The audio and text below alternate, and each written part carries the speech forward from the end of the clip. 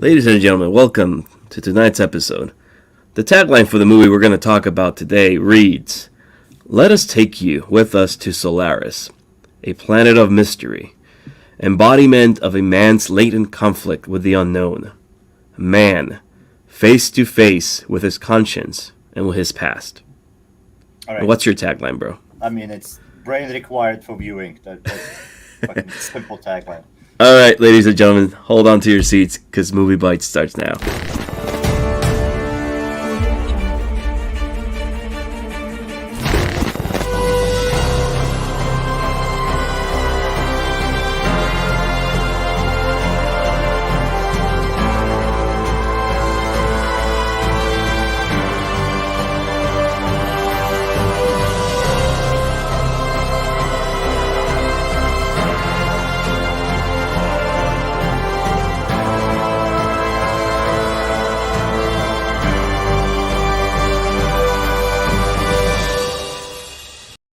All right, ladies and gentlemen, thank you for tuning in for another exciting episode of MovieByte Podcast. I'm your host, Ruben, and with me, I got my brother in arms, the Russian. How you doing today, bro? I'm good. Hello, everybody. Welcome to our stream. Welcome to our show. Welcome to our podcast. I'm really excited to talk about this movie. I don't think we talked What's up, Pablo? about something that this I would say like serious and comprehensive and like as I mentioned, like it requires you to be engaged. It requires you not to fall asleep. There's two type of people who either love this movie or they're gonna hate it. Like I don't think there's in between. So welcome to the show, Ruben. All right. Set us up. So today we're going to be talking about this movie was picked by the Russian under the category of foreign films. It is a movie from his native country. It was released in 1972. Do you got any more details as far as like the movie background, like box office, like how was it in Russia when this movie was released?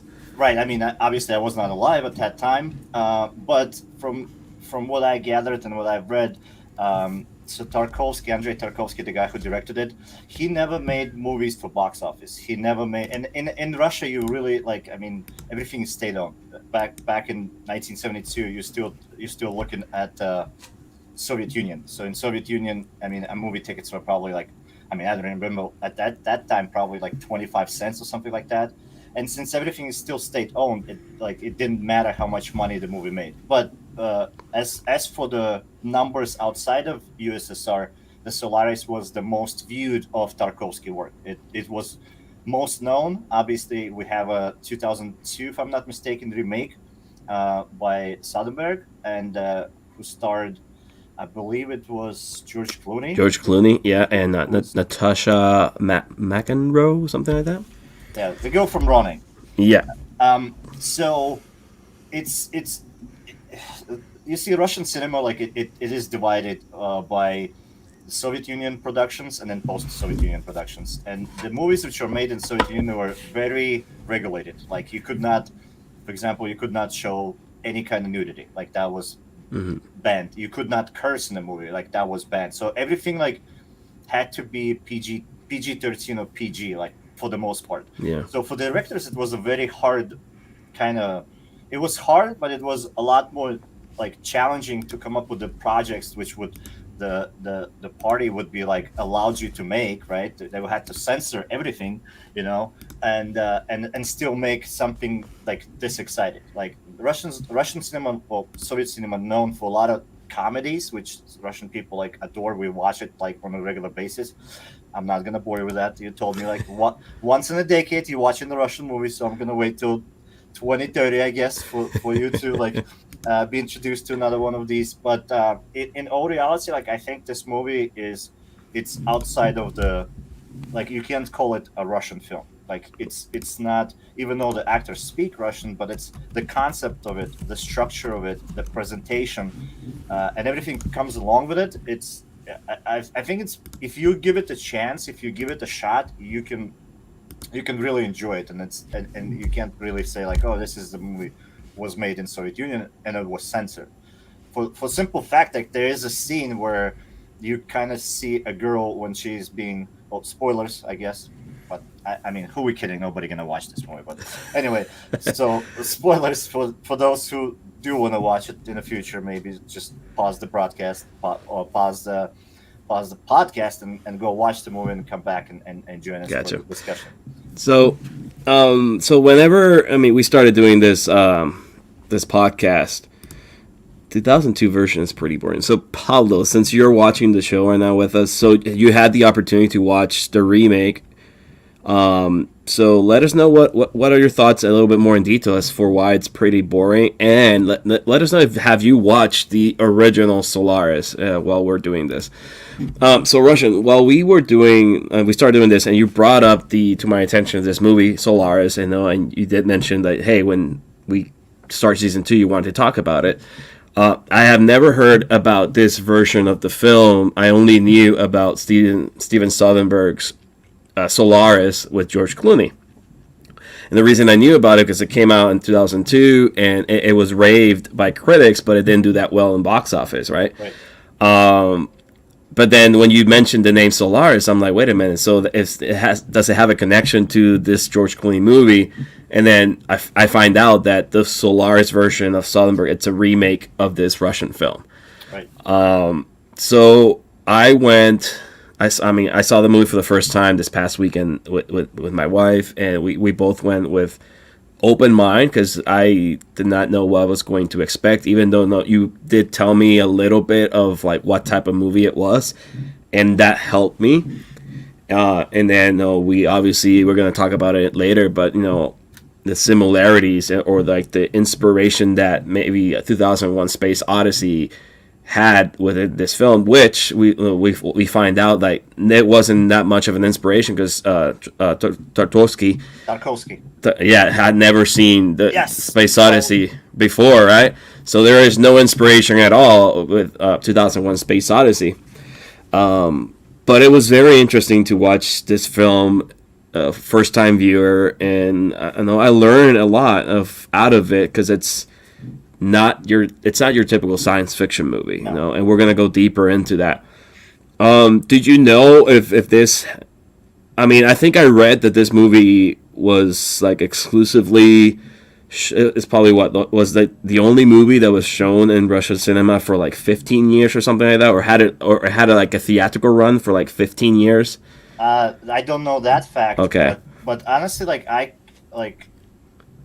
had to grow myself as a person, as a movie viewer, I guess, to appreciate it myself. Like if I would watch this movie 20 years ago, I would not give it a second thought. Like I think you have to be prepared. You have to be ready for what you walking into. All right. Gotcha. And I think a lot of people who not prepared for that. Well, first of all, like people don't even know about the existence of this movie.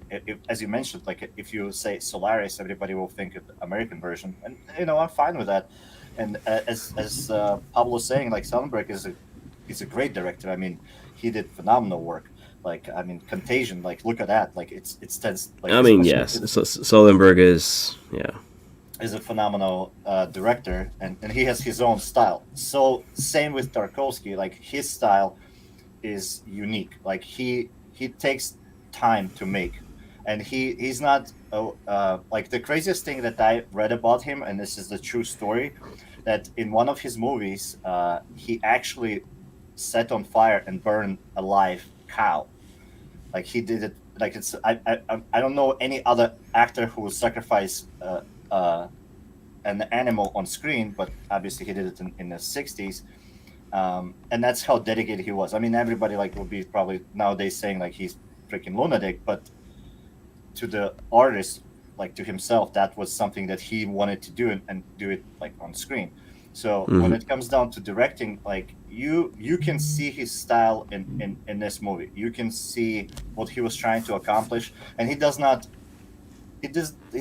really care about the audience. Like he wants you to come on a journey with him, not in Hollywood terms. Like Hollywood wants you to sell the journey, and that you would come again to the same kind of journey. Like that's why all the Hollywood movies, like you kind of know the scripture.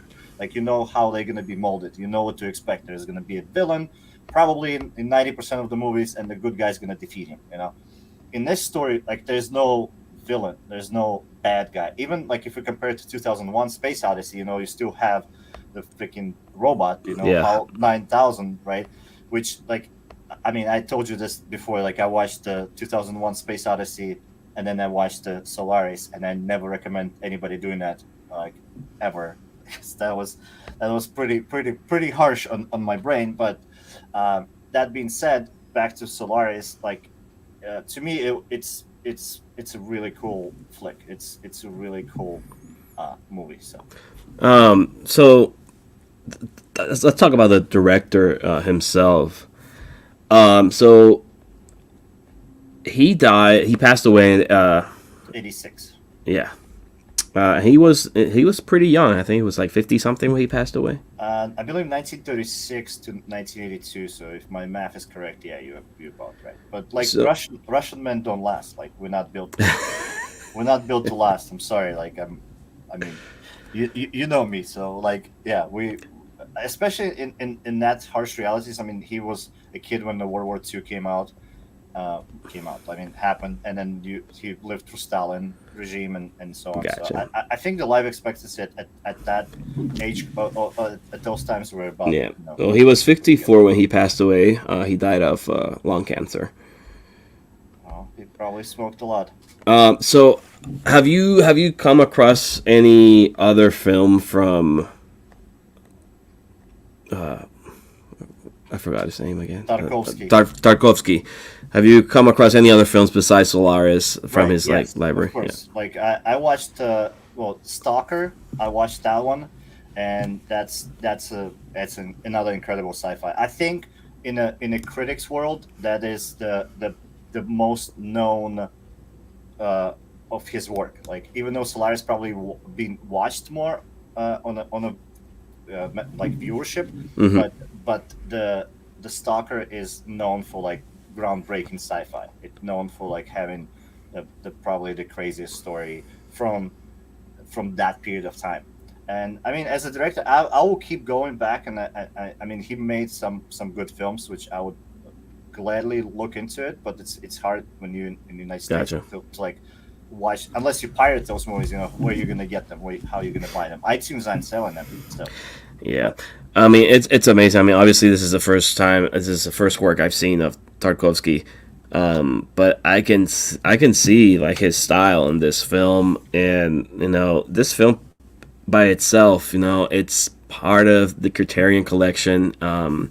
They pretty much they remaster classical movies that have an impact in culture. It's been numbered. It made a list from 100 movies you need to watch before you die. Solaris is on that list, and it's also Roger Ebert's greatest movies list that he created before he passed away. So a lot of people praise this movie, and after watching it, I can understand why.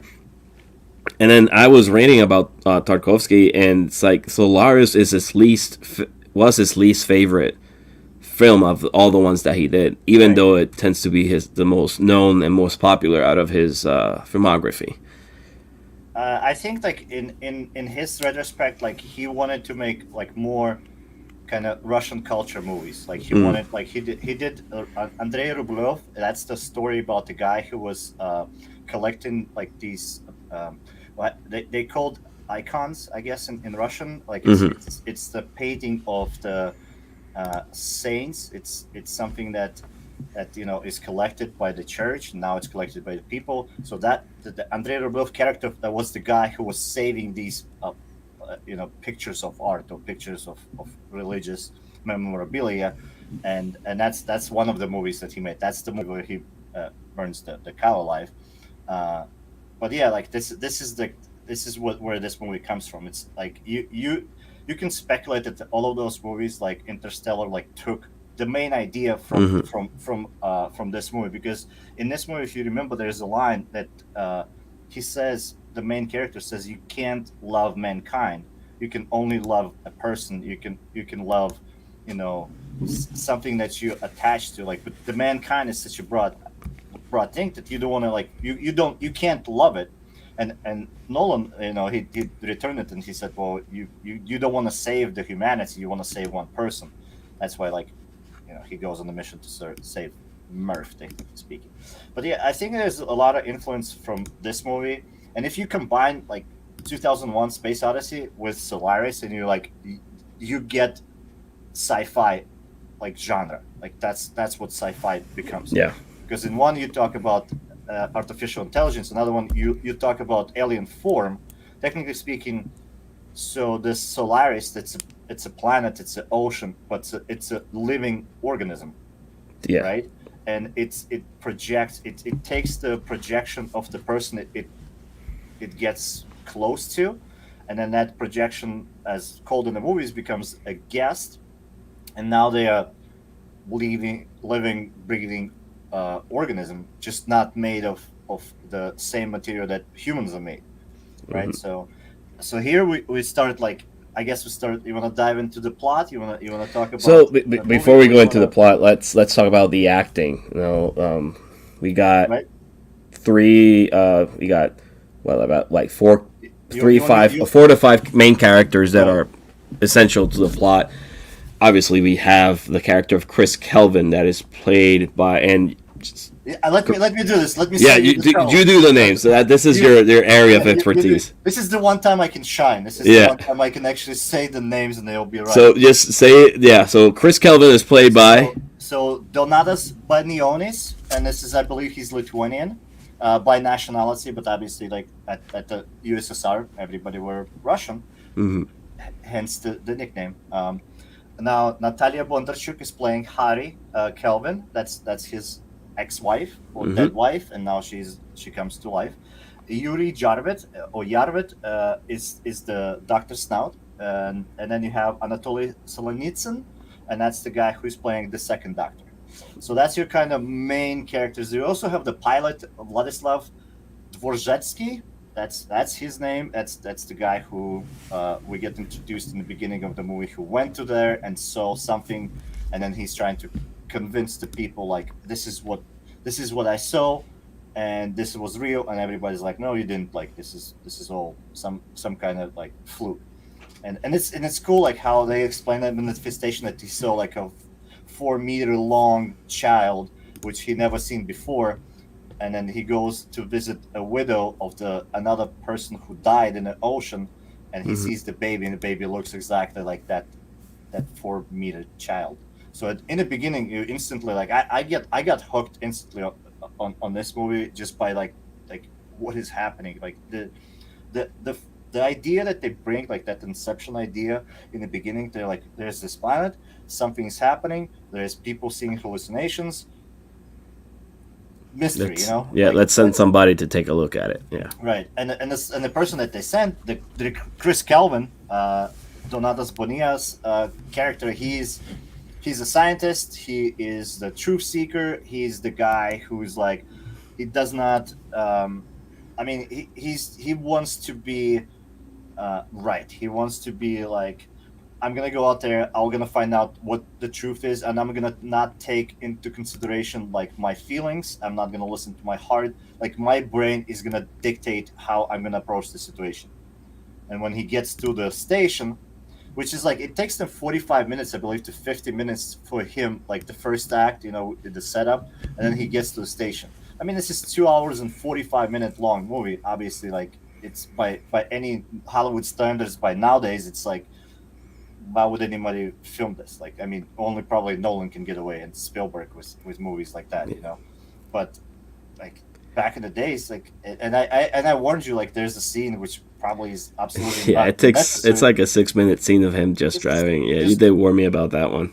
Like nothing happens. You just drive around, and I can't, like, I don't know the city. Do you think it's like, is it China? Is it Japan? Because you have like these it's actually Osaka, Japan. Japan, right? Okay. Yeah. So I looked into the filming location, and they filmed the majority of the movie in Japan. Oh, really? Wow. Yeah. I did not know that. You have the car scenes are Japan. The city scenes is Japan. Right. Exterior scenes are Ukraine. And obviously the soundstage was Moscow. Yeah. Right. So when it comes down, we kind of like deviated. Well, I deviated. I apologize. But for the acting, I think for me, it was easy to believe these characters. It was easy to start feeling like empathy for them. It was easy to kind of take them as the true characters. For one simple reason, I don't know these guys. Like I never seen a movie with them before. I don't know Yeah. these actors. I like, and to me, it was like they were playing their character or themselves were themselves. Like if you would watch only one movie if, with Keanu Reeves, right? You would be like, great actor, fucking nailed Yeah. it, Yeah. perfect role. But if you started watching, same actor over and over again, that's why it's like it's hard for me to kind of judge actors on their performance. Obviously, we have to, but like it's like then there's only one like Day-Lewis. Like I mean Daniel Day-Lewis. Like that's the actor, and everybody Yeah. else is somewhere far apart. Like I don't think that there's a second actor. If you wanna name an actor who's like changes for every role, like you see him in the role and you're like, man, look what he's doing. Like that's the one guy, Yeah. right? So like that's an echelon. That's where we have to look at him.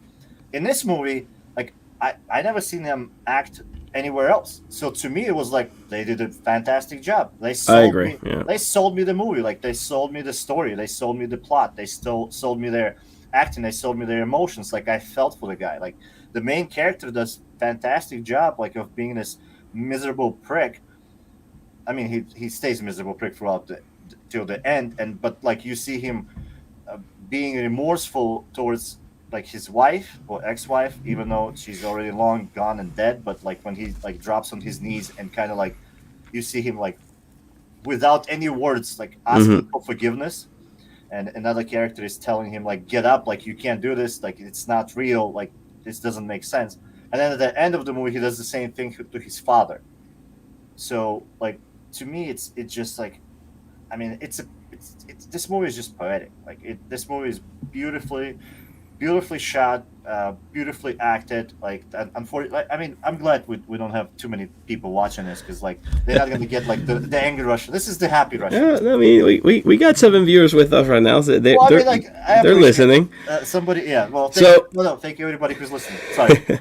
So, I mean, I agree with you in every aspect about the acting and all the actors involved. I mean, again, this is my first time viewing this movie.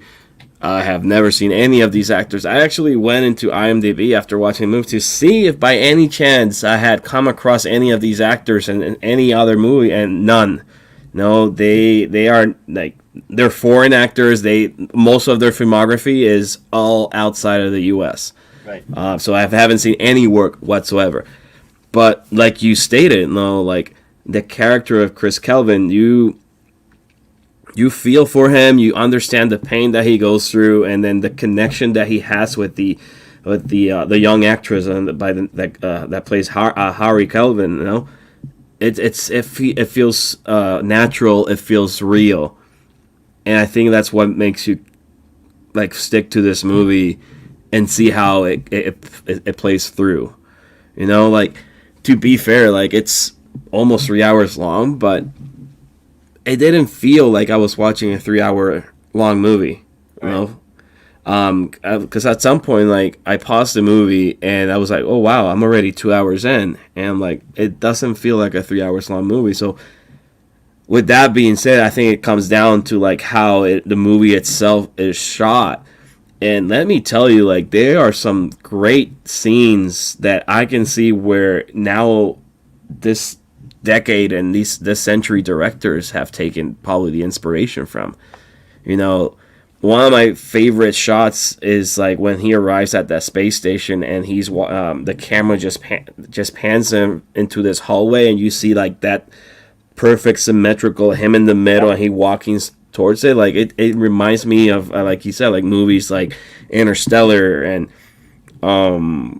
even Space Odyssey. Even though that Space Odyssey came Before, right? Before it, you know, one would not ever think of something like that. So what is your take on the cinematography of this movie? Like what was your favorite shot, and what is your take on it? I mean, my favorite shot was I mean, I have to bring it up. Like it's her. Well, I have two favorite shots. Like one is when he puts her in a spaceship and sends her off when Mm. she arrives for the when Harry is like appeared on a ship for the first time on a space station. He puts her in a. And I just have something like about that shot is like it's so expressive. It's so explosive. Like you don't question what he's doing. You understand what he's doing, and there's no words to it. Like it's all the camera work, and it's not so much acting, but exactly like the soundtrack and the camera work is just like showing you the emotion between the two characters. You see the horror in her, and you see like I mean, I don't want to say like relief in him, but he's like he not ready to accept that this is truth. Like this is like she's dead and she has to remain dead. So he's like without hesitation sends her back to space. But my second favorite scene is when she kills herself, and the planet resurrects her, and her Yeah. resurrection, it's brutal. Like that the actress like shaking and coming back to life as a whatever the fucking being you can It call is her. a very scary scene. It's very shocking. Yeah. Right, and it's like you watch this and you're like it's a simple thing what's happening, but the way that it's shot, the way that it's performed, and it just grips you. Like I mean, and like when it comes down to shots, there's a lot of things that I like. And stuff of the stuff like you mentioned, but I mean, we have similar taste when it comes to beautiful shots. One thing, obviously, we both I mean agree that this was freaking horrible was the driving scene. Like that needed to be fucking cut out of there. 6 minutes of nothingness. This is what it should have been. So I mean maybe there's a meaning to it, like which I don't know. Like somebody has to come out there I and couldn't understand it, even though if I try to think deeper about that scene, I yeah, just yeah. don't know what's Like I six watched it minutes. the second time, was like, do not fast forward. You know nothing happens, but like maybe you missed something. And I watched it again and I was like, nothing fucking happens. Like it's just buildings like and cars. Maybe in 1972 it was like something out of the ordinary for like somebody who lived in the Russian village. Maybe like they saw this and that would be Maybe like I mean it was shot in Japan, so maybe he wanted to give a futuristic look. yeah, Maybe I mean, I mean, I don't know. obviously, like you can compare like two budgets. Like he did not have a budget to make something like Space Odyssey. Fucking Space Odyssey looks till this day it looks magnificent. Yeah. Like I don't know how much money Kubrick had. I think like he just had a blank check, and the way it was shot, it's day and night. You can't compare the technicalities of the visuals from the Space Odyssey to this one because it's not there. Like I don't think they had the technology yet. I don't think they had the manpower to create something like that. But still, the set of the spaceship itself is brilliant. Like the Yeah. design is really this futuristic. It's like these close captures, these corridors, and you see them like everywhere. Like you see that design, and you look at the and I'm sure a lot of people are gonna hate me for this. Whoever is the Star Wars like, but you can see that George Lucas just took that fucking design, just implemented it for the Death Star. Like it's I can see that inspiration. Yeah. right. You can see Darth Vader walking through the corridors of Solaris station, and you're like, yep, he fucking fits there.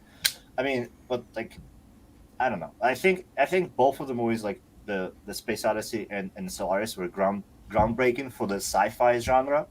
But what separates this specific movie is the ideas that it raises, the questions it makes you ask, the the the direction and the raw kind of like, listen, I don't care who's viewing this, but if you cannot turn on your brain, you're gonna miss it, and I'm not spoon feeding you anything.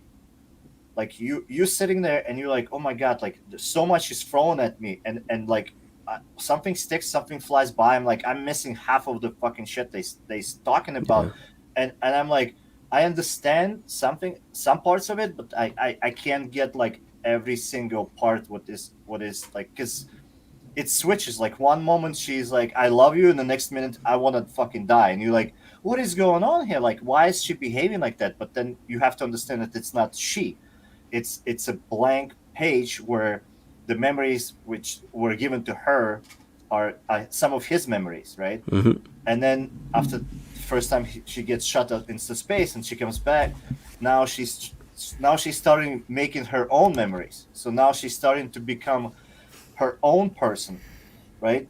And she struggles to be like, well, if I'm Harry, your ex-wife, how can I be this new person, right? How can I live like her? I know that I love you, but at the same time, I'm not her. So, and that struggle, right? And we're not like, you're not supposed to watch it from that perspective. You're supposed to watch it from the human perspective, because everybody on the ship who is human are like, fuck these guests, they're nobody. They we cannot have any feelings for them. We cannot treat them as living organisms. We can only treat them as objects. And you can see in the movie, every other guest is treated as an object. We see Yeah. it briefly, like you texted me, you're like, who the fuck is this little The person? the little person. Yeah. I was like, you see, I stopped. Yeah, who's the little person? And you like you don't know. They never explained. You're like, who was the fucking guy? Like, and we don't know. And Tarkovsky never explains to you who it was. It was the projection of one of the doctors. It was One of his inner demons or something like that. His conscience, right? right. So these projections come out of conscious, and therefore, like, you cannot predict how they come out, but they behave on their own after they manifest. Their behavior is their own behavior. Like they're not programmed anymore. Solaris creates them based on your projection as a person, but afterwards, that's like I'm trying to give you like an idea, like how everybody's like thinking like about religion and the creation of men. It's like Yeah, I got you. projection. All right, never mind. Anyway, back to where are we at now? I'm just All right, so let's talk about the plot. Let's give a viewer tell the viewers very briefly like what is this movie about, and then we'll go from there. So, in a simple terms, to explain what this movie is about, humans discovered this planet. It's called Solaris. It has this ocean. The entire planet, from my understanding, is covered in this ocean, in water. And in the beginning of the movie, we get that there was an accident, somebody died, and the pilot who was trying to pick up this person from this water pit got so landmarks and saw trees, and so at the end of his journey, he saw this huge 4-meter baby. So that was like 40 years ago or so. Back to like the present day of this movie when it's set up, and they never say when it's set up. You have this scientist, and his name is Kris Kelvin, and he's going to discover if the project and the Solaris as a project can be maintained, can be should be supported by obviously putting the resources into it and putting the manpower into it. So he needs to go out there and determine if this is like something that we need to study, or if this is something we need to fucking nuke.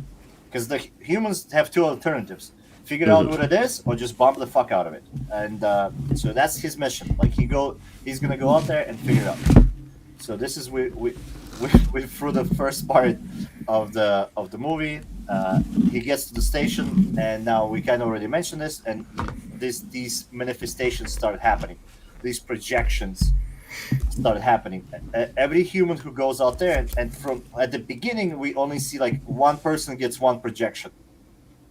One person gets one guest. This is what they are called. They are called guests in the movie.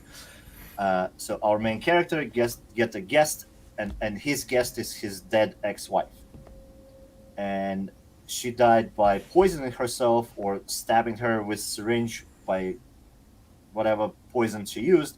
Because we see in the beginning, right off the gate, you see her dress is kind of like it's ripped off, yeah, and it has that mark of the needle leaving the body. That's what you're gonna get when you go and do your vaccines. Please, no, keep it non-political. All right, no, no, not all right. So this is what's happening to him. He gets his ex-wife, and the first thing he does, he just puts her in a rocket, shoots her up to space, and she comes back. And when she comes back, he's like, you know what? Screw it. I'm just gonna accept her as it is. I'm gonna just be with her for as long as I can, and just kind of love her. But then we have a debate between three humans versus trying to understand what this phenomenon is, how to deal with it, what consequences it can do if it's brought back to life. I mean, to Earth, right? And they try to figure out what to do with this through the entire movie. But it's less of them trying to do something to it. It's more of them reacting to what it does to them. Okay. So this is more opposite, because usually, like in all these sci-fi movies, you get out there and humans are like, let's destroy monster, or let's do this, let's do that, let's save human race. Like everybody's like focused on how we're gonna react to the thing, right? Here they're more like acting how the thing reacted to them, if that makes sense. Hmm. Am I explaining it correctly? Right? Like Yeah. so that's what this movie is about. It's there's no really a villain, because this planet, all it does is just like communicates to the people the only way that this planet knows how to communicate, or this organism, however you want to call it. That's what it does.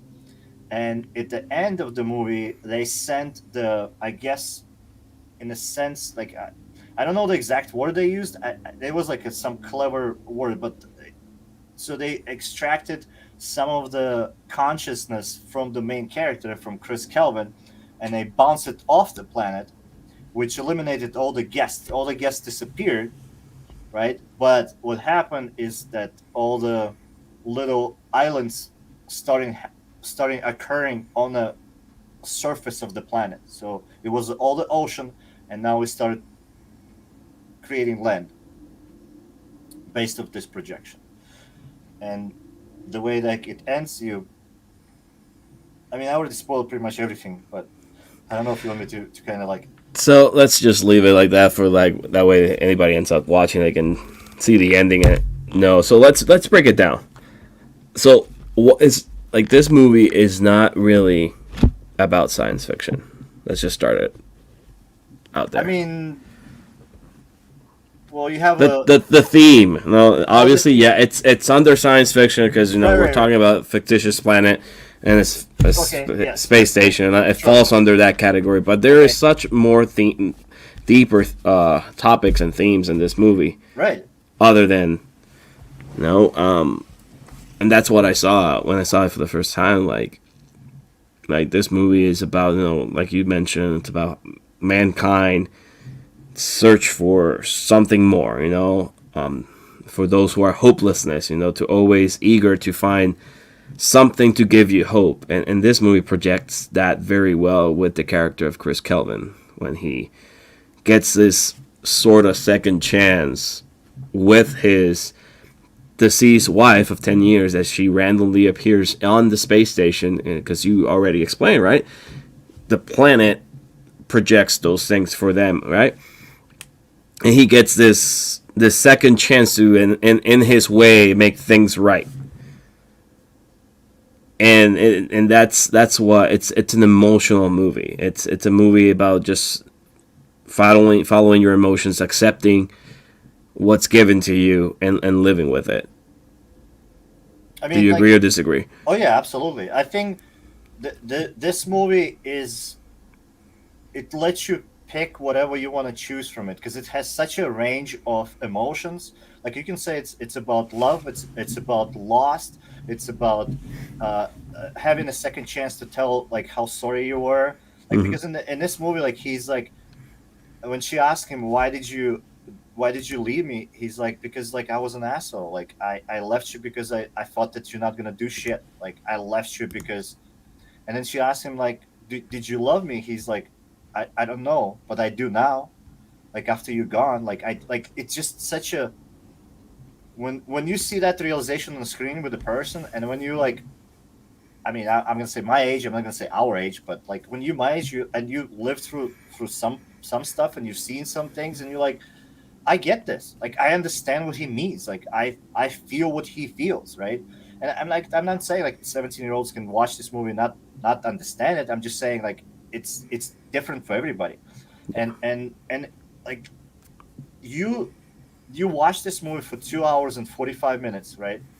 And it's very slow. It's slow burn. It's build up. There's scenes where nothing happening. There's a 6 minute fucking car chase, but then at the end there's a punch where he just starts saying like things which are clever, which are smart, which are philosophical, and it's line after line after line of like the truth. This movie is like 50 years old, but those the sentiments that he mentions in the movie, and I don't want to go through them because this is the part where like you guys need to go and watch this movie, so you get to that part, and it's such a it's such an experience when you get to that part and he lays it out for you, and you're like, oh my god, this was such a worth watching. This was so poetic. This hits home. This hits hard. It does not give me any answers, but it gives me all the fucking right questions. And that's what artwork is. It does not leave you out there with all the answers. It Yeah. asks all the questions, and this is what this movie does. And you're right. Like when you say like, oh, I don't think it's sci-fi. I'm fucking absolutely completely agree with you on that part. It's not sci-fi, but it's set as a sci-fi piece. Yeah. So Yeah. that's absolutely I have the same take on it, and to me the reason why I picked it up is like as I was praying that you're gonna watch it and you're gonna be like, you know what, it's okay, it's a 5 in my book, I'll pass it. I was like, if that's it, like Yeah, yeah, no, it's but it's definitely a movie that I'm glad that I had the chance to watch it, and I'm glad that I saw it because no, like you said, it's slow at the beginning, but it just grabs you. There's just moments in the movie that you're just like, when you're thinking about giving up on it, something happens that just makes you like, wait a minute, let me stay and see what happens. And next right, thing you know, you watch the whole movie. It's definitely a movie that I'm not gonna say like, oh, it's a movie that you watch it and you're gonna be like, oh yeah, I need to watch this movie again. Like, no, it's not a movie like that. It's a very artful, it's an artsy film in some sort of way. It's a type of movie that maybe within the next 5 to 10 years, you say yourself, like, you know what, I need to rewatch this movie and go deeper into it because I right, feel like I need to like analyze it, and this is that type of movie. yep. Like And, I could not say it better myself. You nail it. Like this is the movie where like you watch it and you let it dust on the shelf for 5-10 years, and when you like, you know what, like let me pick it up. I'm just pretty much just rehearsing everything you just said. So, which never happens. you do But you. you do you. Right. So, all right. So you told me today you took the bravery of watching 2001 Space Odyssey for the first time For the first because time. I told you that you needed to watch that movie Well, because we had a deal. We had a deal. yeah, we made a deal. I said if you watch Solaris, I'm gonna watch Space Odyssey. Yeah, and my man came through and he sat today on his day off and watched 2001 Space Odyssey, Which which is is 3 hours, 3 hours long. it's a very long movie too. And then he sat and rewatched Solaris for the show. Yep. So now that you have seen both, okay, and obviously Space Odyssey was made in the 1960s and Solaris was released in 1972, so they got about what, like 8 to 10 years apart. I think 68 was the release of Space Odyssey, so I don't think they owed that apart. Let me just okay, while you double checking, let me kind of like go Yeah. into my perspective.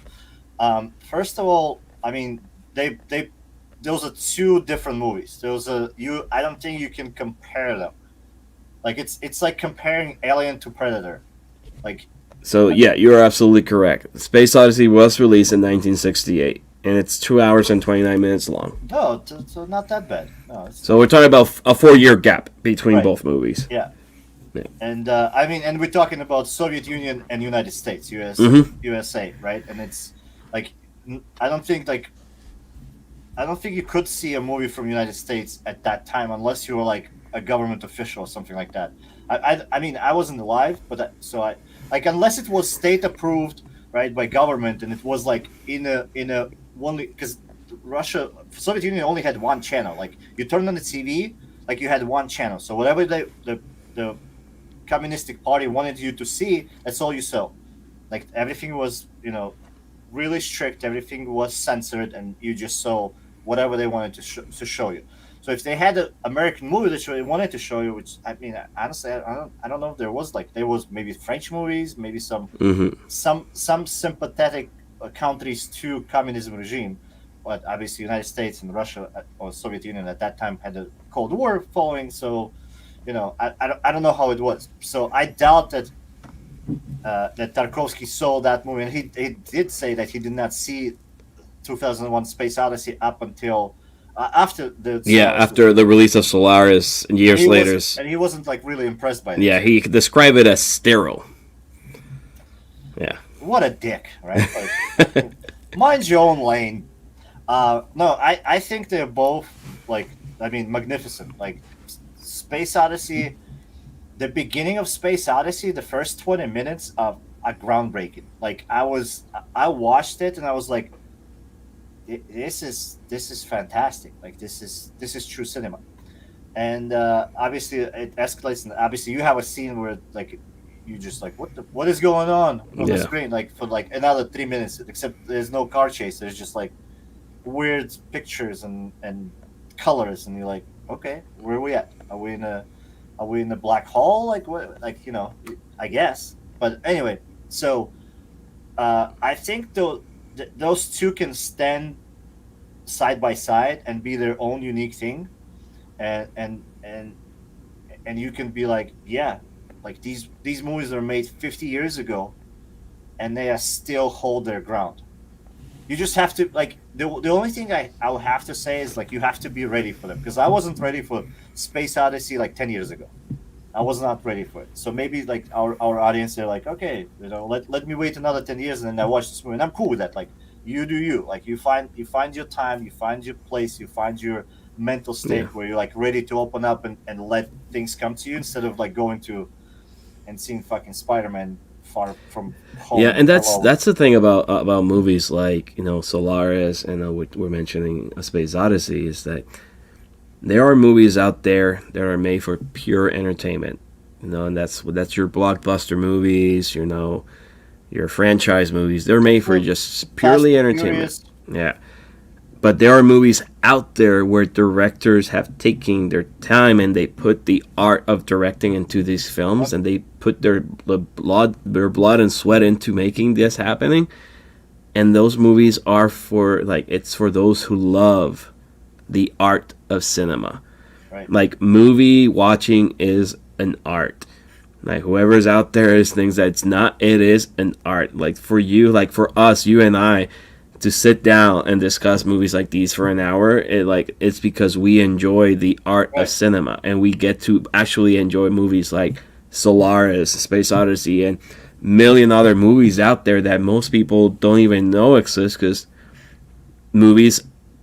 they see movies as an entertainment. All right, so there's it's a bowl, right? And there is a little bit of something for everybody. And then we come across movies like Solaris, which is, look, I have to say, it is one of the 100 greatest films out there. And it's definitely a film that you need to at least watch it once before you leave this planet Earth, all right? Because you have the ability to say, I saw it, and you have the right to talk about it. You can't trash something without seeing. You can't talk bad about something without giving it the opportunity. And that's where the art of loving cinema, like loving movies, comes from. And this is what we do. And this is like, I'm glad we watched it. I'm glad you picked this movie and I had the chance to see it, because I would have never come across it if you didn't mention it. Like, this is the reason we created this podcast. This is the reason why we starting doing this. It's not to like have 100 million followers, or like, we just enjoy movies. We love to talk about them, and if there's nobody else, like I know, like I have fun talking movies to you, and that's all it is, and it's always it's gonna be, and like as you mentioned, like movies like this, it's you gotta watch it, you gotta taste it, you gotta experience it, and there's only like that kind of caliber movies. There's few of them, right? And the consensus is like you go online and you do your research and you look at the people, what people are saying about this movie. We're not making this shit up. Like, we're not being just an asshole who like, hey, listen, this is it. No, it's like it's there. Like if the artwork is there, and people see it and they interpret it the way that they want to interpret it, and it gives them some kind of emotion. That's what art is for, because it's all about emotions. Like, and like you can have just a laugh and just a fun and a simple, and I don't want to say simple, but you just can enjoy and have a pleasant emotion from majority of the nowadays movies, like blockbusters, right? Mm-hmm. But sometimes you want to sit down, relax, and kind of like let movie come, and and kind of steal you and bring you to their world. Because when you watch a movie like this, you watching imagination put on film. You watching the director, cinematographer, and the actors who believed in characters. They didn't do this for money. Like, there was no money in 1972 in Russian cinema. None of these people who are acting, who are doing lights, who are doing obviously the director, they did not do this for money. Okay. Nowadays, everything which is done, and it's, I mean, you can go opposite direction, but it's like it has a budget and it has the expected return. And if that budget is if the expected return is less than that budget, I mean, first of all, that cinematographer, director, actors may be rebound, but like that director is probably not making any more movies. So directors do not want to take a chance, do want to take a shot and make something which gonna like be praised 50 years later. Like, look at the movies nowadays. Like, which movie will be talked about 50 years later? Like, I mean, that's the question I want to start. And then, well, we have 10 minutes left, so I wanted to like talk to you about a little bit about this theme as well. Is like, where does movie as an industry is going, right? And how do you think, like, how it's gonna survive, how it's gonna surpass? Like, this movie, right? It's 50 years old, and we can talk about it. Mm-hmm. Space Odyssey is 50 years old. We can talk about it. Citizen Kane, like, I can keep naming. There's still movies we can talk about today, right? So my question is, like, is this trend gonna keep going? Is this movie gonna be relevant in 100 years? Is this still gonna be an art? Like, my question is, like, is the cinema still gonna be considered an art form in 100 years, 500 years? What do you think? I think it is. There are still movies that we like out there that can be considered arts of cinema. I haven't seen this movie yet, but most likely, like, movies like The Green Knight that came out a couple like weeks ago, almost a month ago. It's different. We saw the trailer and we already know it's not a movie meant for everybody. Oh, we're buying it for sure. It's visually, it looks like it's visually beautiful. I'm excited to watch it eventually, because I do want to watch it, even though, like, I know the background of it. I know it's not a King Arthur type movie, like action blockbuster, like fights and stuff. Like, I know that, and that's the type of movie that makes you want to keep the art alive, Right. I believe, like, this studio, A24, who produced and distributed The Green Knight, has done movies like Midsummer, Hereditary, The Witch. There's, like, that studio itself, it's helping give a new generation the ability to enjoy movies as more than just a 2-hour entertainment hobby. Like, these are movies that they want you to sit down and love them for what they are, a piece of art. You go to a museum, to a Van Gogh museum, you enjoy every single painting that Van Gogh did. You enjoy every single painting Picasso did. Every artist out there, right? Well-known artists. You enjoy the art of it. Movies are the same way. We have directors like I keep butchering his name. Tarkovsky. You did that. I keep adding a T where it doesn't go. Like, you got directors like Tarkovsky, you got directors like Kubrick, that left a legacy. They are no longer with us, but they have left a legacy. And you still have directors like Francis Ford Coppola. You have directors like Spielberg, Scorsese. The list goes on, that they have done their entertainment part, but they do have films in their filmography, in their library, that you can say, like, this is a piece of art. Every director has at least one movie that is passionate about, that they put their blood and sweat into it. Every director does. You know, one of the greatest example I can give you right now is Steven Spielberg. The movie A Schindler's List, that is a piece of art for him, and it's a movie that it hits deeper. More than, it's not a movie for entertainment, it's a movie to value a moment in history and look at it from a different perspective. You know, and so on other directors, you know. So yes, cinema is going to there. It's going to be continue to appreciate that art mode, but it's going to take the help of people like us that know all this to expand this knowledge to new generation, and not help them understand that yes, you can enjoy a movie for 2 hours. You can watch an entertainment movie. You can watch a Transformer movie. No, they're meant to entertain, but appreciate cinema for what it is. It's an art. Right. And that's my final thought. And just 2 movies that I want to mention, like at the end, if there's still somebody watching, I would definitely recommend Coda and Pig. Like that's the 2 movies I would definitely look after to view this year. I'm sure at some point we maybe will be talking to them, maybe in season 3 or season 4. But that's what, like, as you've said, like that keeps that drive alive, that keeps the hope alive. Like I'm not, every time that some blockbuster trailer comes to mind on YouTube, I'm like, I watch it and I'm like, oh my god, I've seen this million times, and nothing exciting to me personally is in it. Like it's the formula which worked. We've seen it work for 20 past years, and here it's being rehashed. And they just like, I mean, I'm sorry to like in this latest. You know what? I'm not gonna bash the only thing I want to bash is the fucking new Spider-Man trailer. But everybody's like, "Oh, I'm so excited!" I mean, let's leave that for another topic. They just reach it in your pocket at this point. You just opening your wallet and you're like, "Take this, take my money." Let's just leave it like that. Let's leave it like that. But yes, like that. Amazing movie, Solaris. I'm great. I'm super happy you enjoyed it. I definitely recommend it. It's a great poetic take on different aspects of life. Yeah.